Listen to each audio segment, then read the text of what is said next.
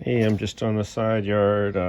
This is the windshield trim, and apparently it's stainless steel, not chrome, and therefore can be polished. So I don't know how well you can see this now. Let me see.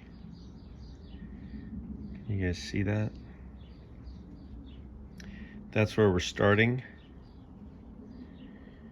I mean, it looks okay, but it's definitely could use a cleanup. And so I'm just gonna try this Harbor Freight buffing wheel and some red rouge on a drill.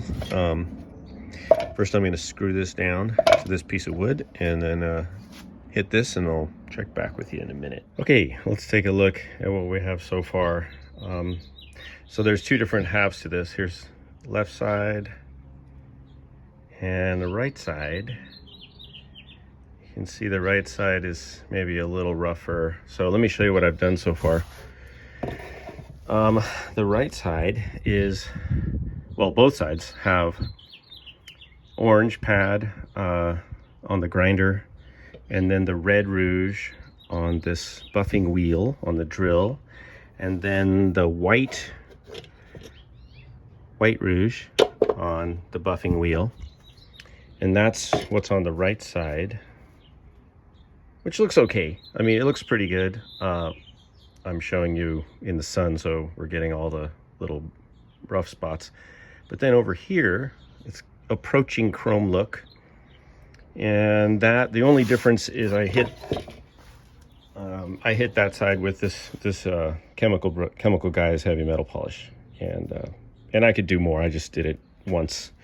But that stuff's great because it actually has a chemical reaction and takes off, you know, I think a microscopic layer of material, kind of like Brasso. Remember Brasso?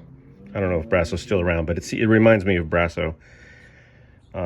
So I'm pretty happy with this, and I don't want to make a huge production out of all this. You know, I want to get these done and move on. So I think that's going to be my workflow, is just orange, white with white, and polish.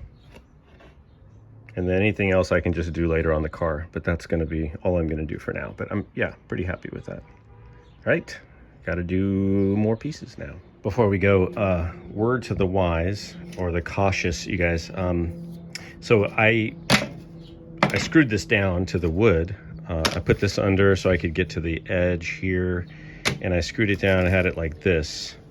And then I was carrying it from there over to here so I could do the polish, and I dropped the entire thing. And of course, because there's a piece of wood attached to it, it made it very heavy, and this thing landed like that. So I don't think it scraped the front, but look at this.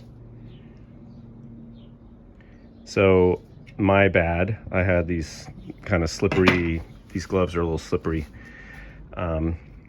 And I don't think that's going to cause me any issues, but I was kind of careless, and now I got to straighten this thing out, and heaven forbid this thing gets bent.